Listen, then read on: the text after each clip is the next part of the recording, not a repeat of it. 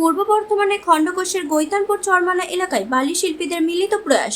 আজ বুদ্ধ পূর্ণিমা, ধ্যানভগ্ন গৌতম বুদ্ধের মূর্তি তৈরি করলেন বালি দিয়ে দামোদরের চরে বালি শিল্পীরা। সীমান্ত এলাকা সহ দেশে সর্বত্র শান্তি ফিরুক, দ্রুত এই আহ্বান বালি শিল্পীদের। পাক মদতপুষ্ট জঙ্গিদের দমন করে ভারতীয় সেনাবাহিনী দেশের আভ্যন্তরীণ নিরাপত্তা ব্যবস্থাকে আরও জোরদার করুক। সেনাবাহিনীর পাশে সকল দেশবাসী রয়েছে, এই আহ্বান রেখে বুদ্ধ পূর্ণিমার দিনে বালি দিয়ে বালি শিল্পীরা তৈরি করলেন গৌতম বুদ্ধের ধ্যানস্থ একাধিক মূর্তি। বালিশিল্পী রঙ্গজীব রায় সহ 18 থেকে 20 জন বালিশিল্পী একত্রিত হয়ে দামোদরের চরে তৈরি করেছেন এই শিল্পকর্ম, যা অবাক করার মতো। নমস্কার, আমি রঙ্গজীব রায়, নেচার অফ দ্য ক্যানভাসের ডিরেক্টর। আমরা এখানে প্রায় 15 থেকে 20 জন আর্টিস্ট মিলে কাজটা করছি। এটা একটা স্ট্যান্ডার্ড।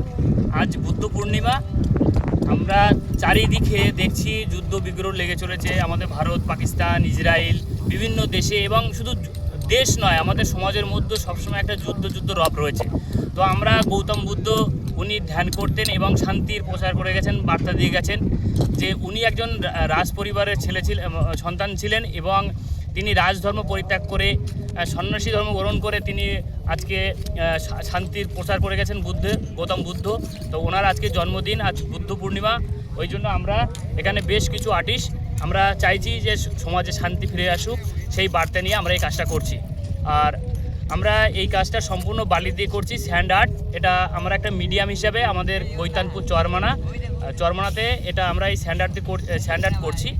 আর আমি অ্যাসিস্ট্যান্ট প্রফেসর প্রশান্ত দাশগুপ্ত কলেজের। আর আমার পাশে আছে কৌশিক, আমার বন্ধু, ও আরামবাগ থেকে এসছে।